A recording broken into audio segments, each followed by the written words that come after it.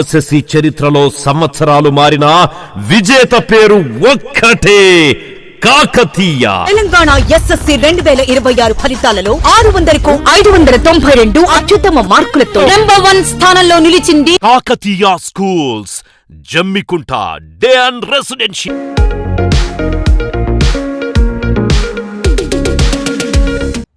ప్రధాని నరేంద్ర మోదీ స్ఫూర్తితోనే స్వచ్ఛ కమలాపూర్ లక్ష్యంగా ఊరు ఒక్కరోజు శ్రమదానం కార్యక్రమం నిర్వహిస్తున్నట్లు కమలాపూర్ సర్పంచ్ పబ్బు సతీష్ అన్నారు.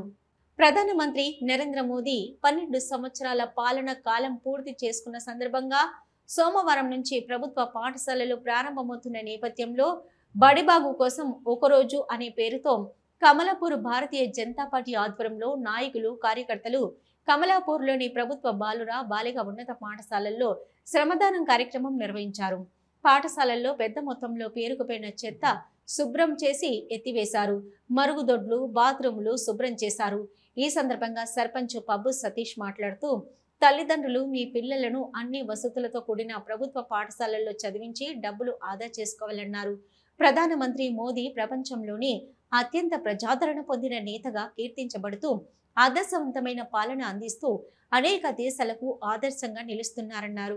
ఆయుర ఆరోగ్యాలతో మరింత కాలం దేశానికి సేవలందించి శక్తిని ఇవ్వాలని దేవుణ్ణి వేడుకున్నారు. ఈ కార్యక్రమంలో బీజేపీ నాయకులు తుమ్మ శోభన్ బాబు, కొనుకుంట్ల అరవిందు, మార్క అశోక్, పబ్బు సాంబయ్య, మౌటం సంపత్, ఓస్కుల కీర్తన, కాల్వ కుమారస్వామి, పర్షబోయిన విజయ్, శ్రీనివాస్, జరిపోతుల లక్ష్మణ్, బండి శ్రీకాంత్, కుమార్, శనిగరపు సంపత్, ఓస్కుల రత్నం, కరుణాకర్ రెడ్డి, భిక్షపతి, వినయ్, రంజిత్ పాల్గొన్నారు.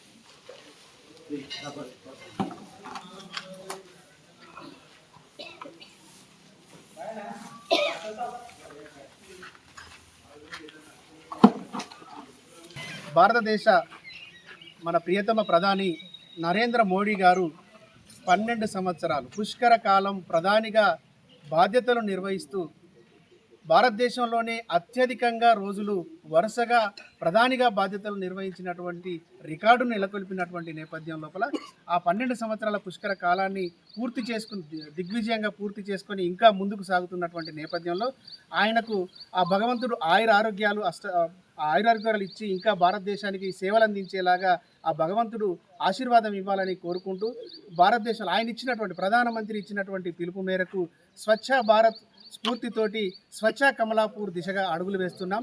ఆ కార్యక్రమంలో భాగంగానే ఊరి కోసం ఒక్కరోజు శ్రమదానం కార్యక్రమాన్ని చేస్తూ గత 6 వారాలుగా అన్ని వర్గాల ప్రజలను కలుపుకొని అన్ని వర్గాల ప్రజలు ఉత్సాహంగా పాల్పంచుకొని స్వచ్ఛ కమలాపూర్ కార్యక్రమంలో శ్రమదానం చేసి రోడ్లు శుభ్రం చేయడంతో పాటు మురికి కాలువలు శుభ్రం చేస్తూ ప్రజలను పారిశుద్ధ్యం వైపు అవగాహన కల్పించేటువంటి కార్యక్రమాలు చేపడుతున్నాం.